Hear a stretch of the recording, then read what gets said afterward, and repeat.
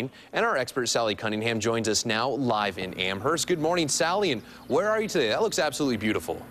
Good morning. I'm in a brand new, only 2-year-old shade garden on Berryman, and this is part of the Snyder-Cleveland Hill tour that you can go on today, but it's also a garden that's on the very exclusive bus tour in 2 weeks. I want you to check those out, where you will see some gardens that you can't see anywhere else. And this one belongs to Linda and Jim Howard. It's an outstanding example of an arts and crafts style cottagey garden. This shade garden is amazing with the success it's done so quickly, but there's plants of all kinds in this garden, and this garden is evidence to me of what happens when you have beautiful bones, when you put together a garden that copies the shape of the yard. It's with the help of Johann, the English gardeners, doing some of the structural work. Linda and Jim have been doing this for some years now. Linda, what was your goal in doing this garden? Well, when we bought the house for the structure, the cottage garden, the vision was to try to bring the gardens to match the architect and the cottage style of the home.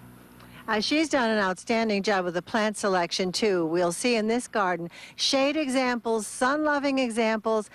Tell me about that shed and where it came from.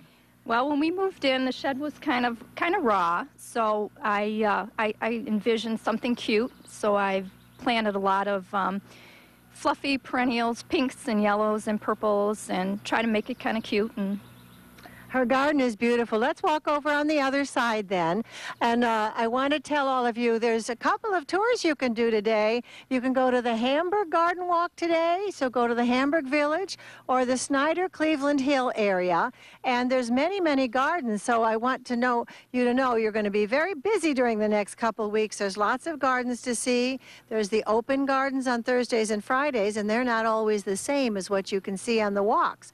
So I want to have you all get out there. Let's look at a little more of this garden while I answer a question. Yeah, Sally, our first question this morning comes from Rosemary in Sloan. Good morning, Rosemary. Good morning. What's your question? I have beetles that are eating up the leaves on my plants, and they're red with a little bit of black in them.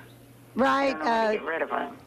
Well, the Japanese beetles have started, and we're going to be talking about that for the next weeks. Honestly, everybody, there's lots of tricks, but most of the time you have to knock the darn beetles off at sunset, go out at dusk, knock them off into a pail of soapy water, and drown them. Just take it straight on that way, wearing your gloves. So what else? Well, Sally, why don't you tell us about some of the other things in this garden this morning? Yes, this is amazing. There's many aspects and levels to this garden. They've done an adorable cottage, little cottagey look to this, what was just an old shed. There's a fire pit and comfortable chairs to sit in. That fence has all Virginia creeper, which turns flame red in the fall. Oh, it's then beautiful. When you come over here toward this pool, you will see what I would call a cottage garden inside the garden gate. And this is a garden you really want to come and study the plant selection, the way it works with the architecture, and then the structure. The walls you've seen in this garden were built in the 1920s. So, yeah, we have Richard from Buffalo on the line. Good morning, Richard. What's your question?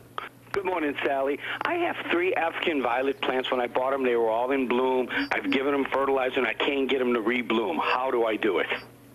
With African violet plants, you need African violet fertilizer, specific fertilizer for that. So go with a fertilizer routine, get your light right, and don't overwater. So everybody today, Hamburg or Snyder-Cleveland Hill Garden Walk, I want you to go to nationalgardenfestival.com.